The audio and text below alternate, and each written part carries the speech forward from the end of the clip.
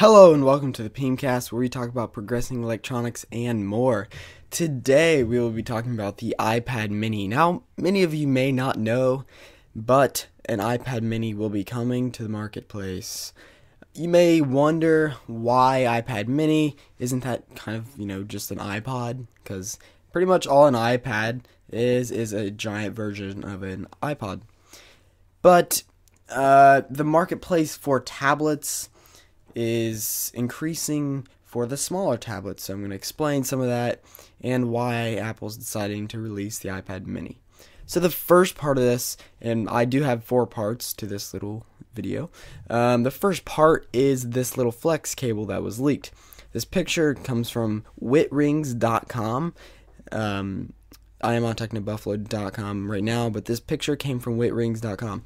This is the flex cable for the iPad mini. And they know it is for the iPad mini because of this dimension. The dimensions right here are too big to be, way too big to be an iPod, way too small to be a iPad, regular size iPad. And this is where a headset jack would go, right there. And this is the rest of the flex cable. Okay, now, okay, here we go, right here. That is what the iPad mini will look like. Now, this is a leaked picture of the iPad mini, and that is an actual picture of it. So there will be no surprises of this iPad mini, but I'm just going to give you my quick interpretation of what this picture is. I think it's been leaked that it's a 7.85 inch screen, and personally I think it will not have a Retina display. I think this will be an iPad for people who want a tablet, but they also want an iPad, but they don't have $500 to spend, $600 to spend, and they still want a tablet. So Apple has decided to make a great move and decided to make a 7.85 inch tablet, which seems to be the market nowadays, which is just the size, that would be the size of the Samsung Galaxy Tab 2 7.0. It's just a little bit bigger actually, but a lot of speculation has also come up with a bigger screen. Since they upgraded to the 16:9 ratio screen for the iPhone 5, there's been a lot of rumors for a 16:9 ratio for the iPad mini. This will not be true.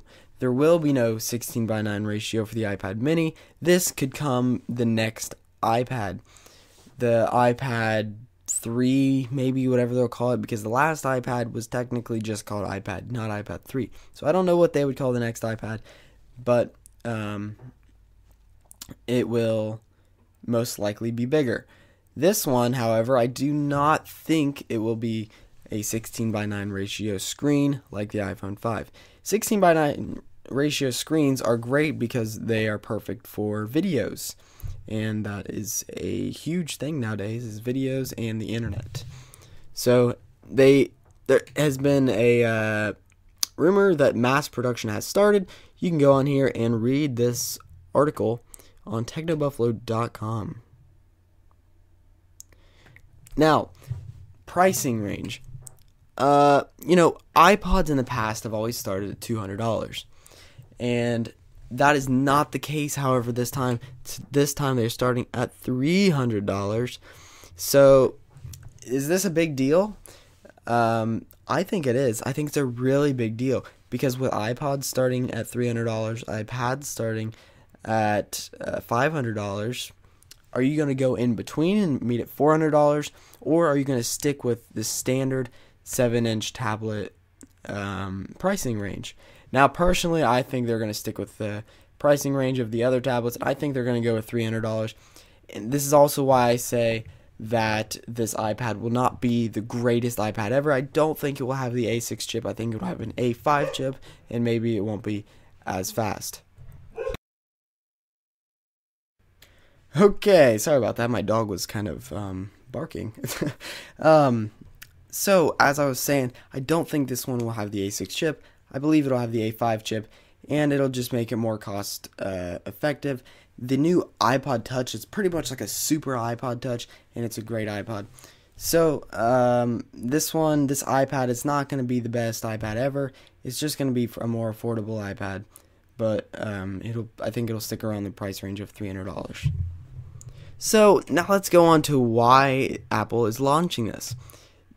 This is a great idea for them because in 2011, Apple shared 81% of the tablet market.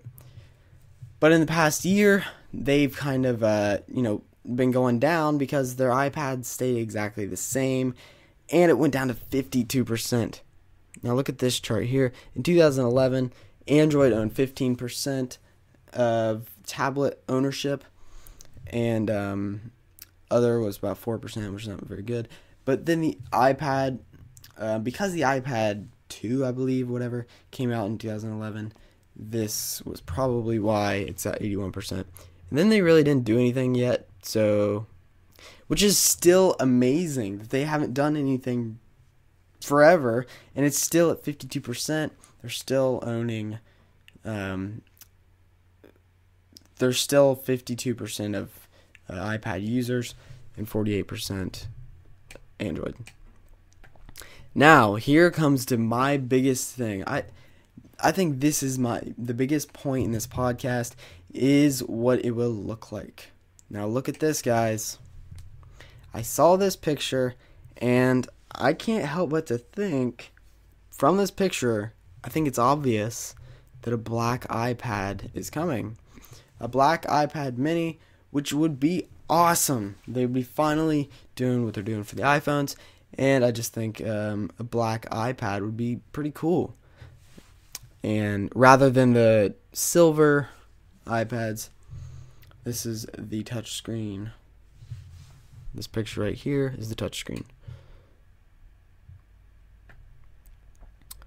And this is the inside of it.